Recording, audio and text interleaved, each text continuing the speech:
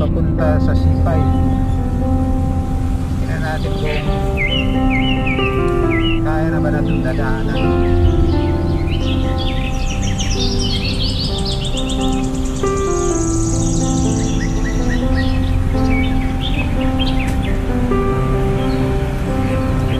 May naiya 2, may naiya 1.